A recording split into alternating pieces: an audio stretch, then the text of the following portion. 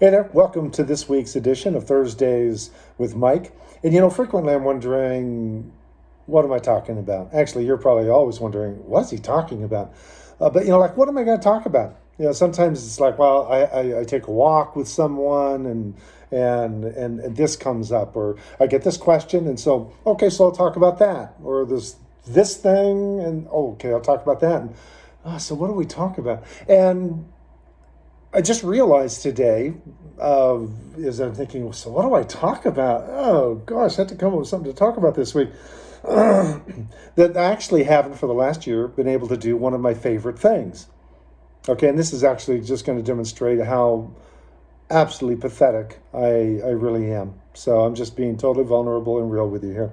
Um, One of my favorite things I've not been able to do for this last year of 2020 is teach one of my favorite classes, which is a class that I called Credo, which is the Latin for I believe. It's where we read. I would actually gather with people around a table, and it was ideally like 8 to 10 people just sitting around a table. We'd spend like 3 hours and we'd read through the Vineyard Statement of Faith. And I just lost all but like one viewer of this. But yeah, I read the Vineyard Statement of Faith and actually have people around the table taking turns and reading these different paragraphs, because it's 15 paragraphs. It's 1,191 words.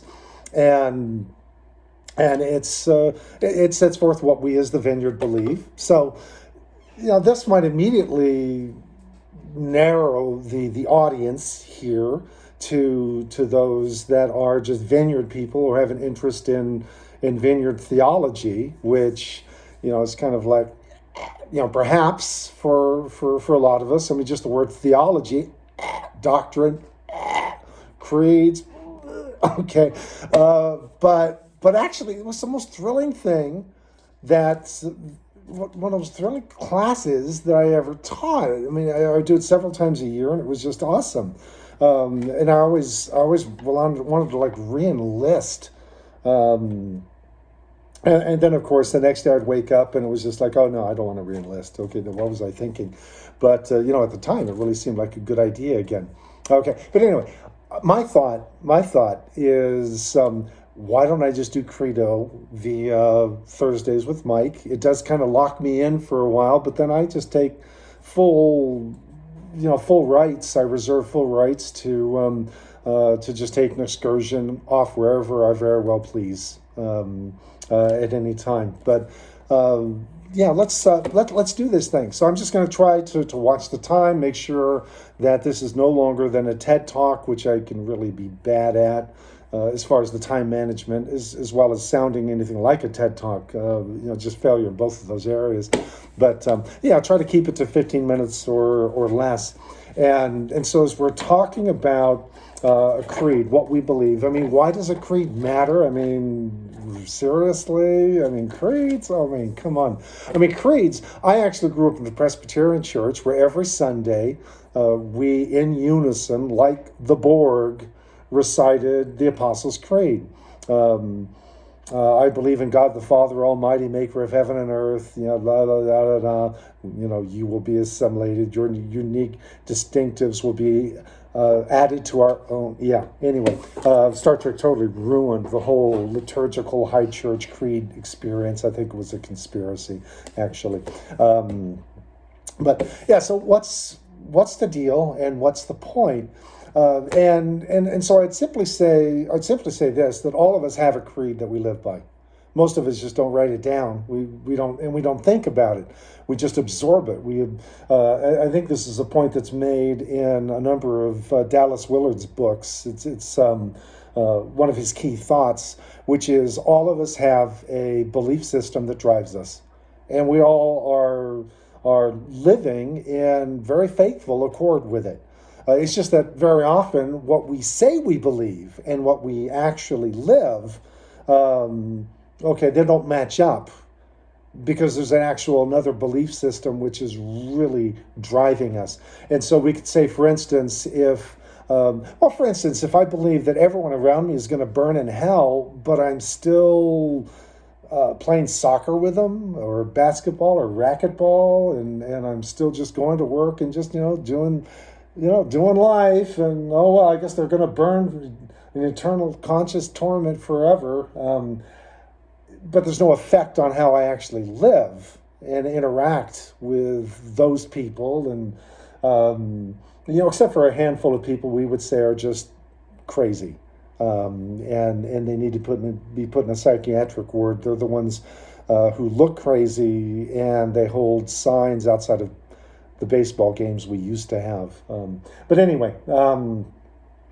But that's Dallas Willard's point is that we're all living by our true belief system, and so the question is, what is it? The statement of faith is we're actually just trying to put into words, this is what we really believe.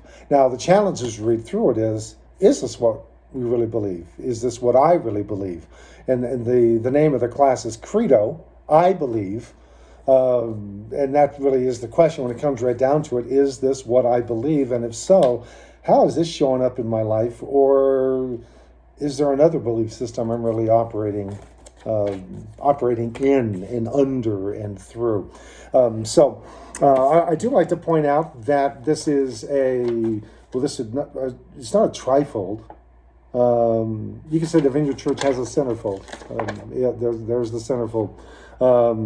But yeah, it's not a centerfold or a trifold. It's a quadrifold or something. But it all fits on one little sheet folded 4 times, as opposed to and this is what I'd always do in my class, as opposed to the creeds of Christendom. So I mean, you can be thankful that this isn't what you have to wade through to function within the Vineyard. Our belief system is a little bit more succinct.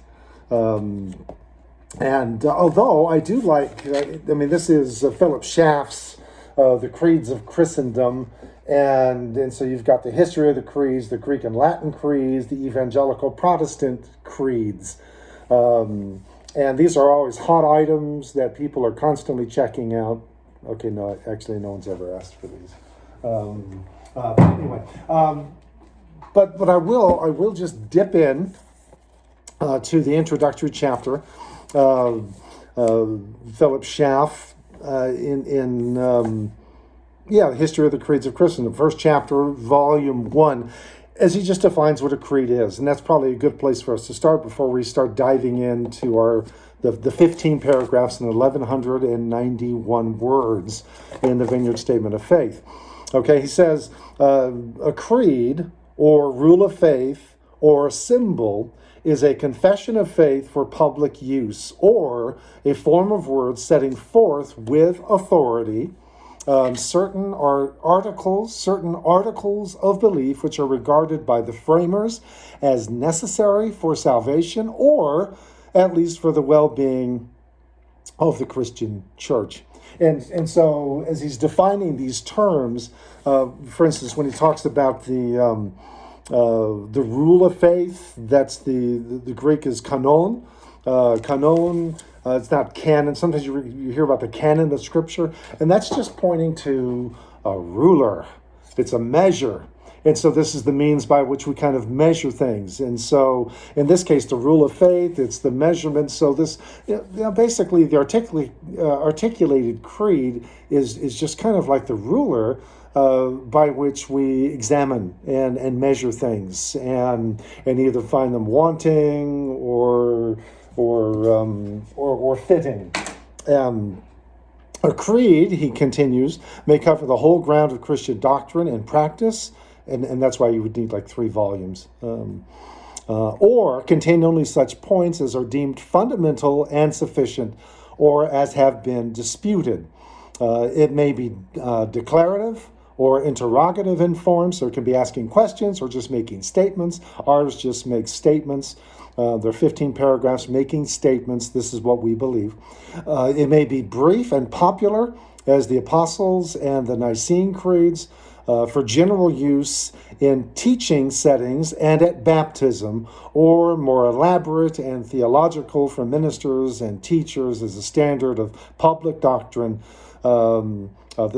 and he says that, for example, the symbolical books of the Reformation period be kind of like, I suppose, Calvin's Institutes of Christian Religion. Okay, this is not that.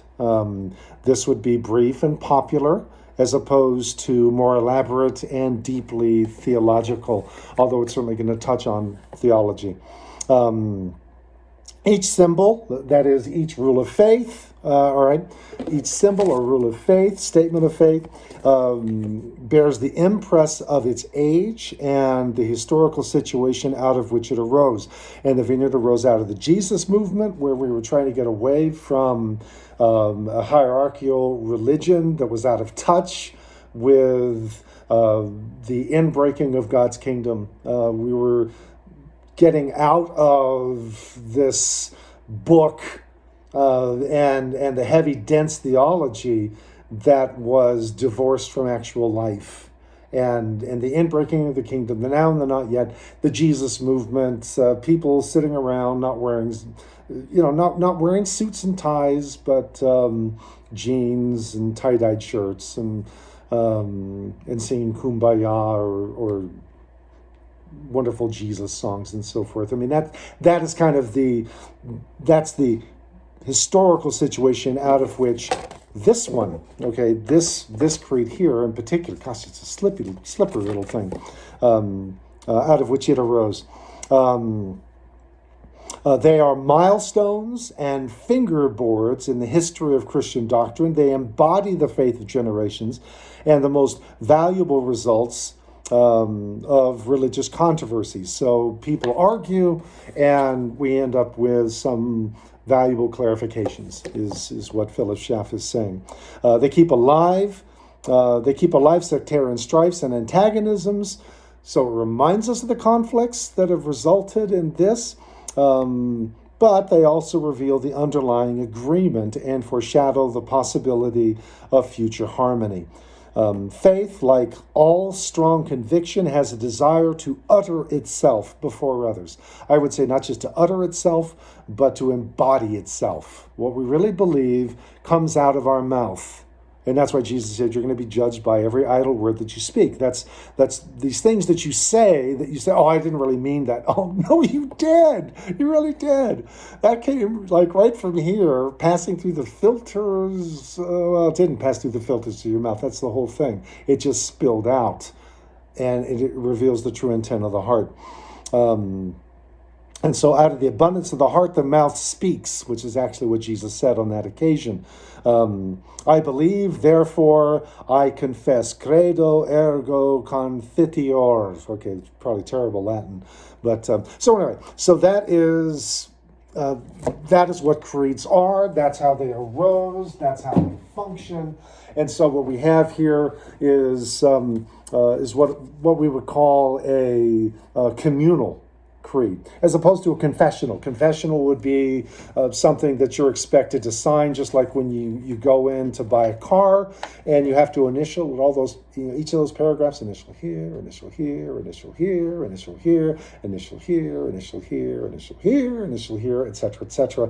Okay, that's not what this is. It's not a confessional creed. It's actually directional and communal in nature.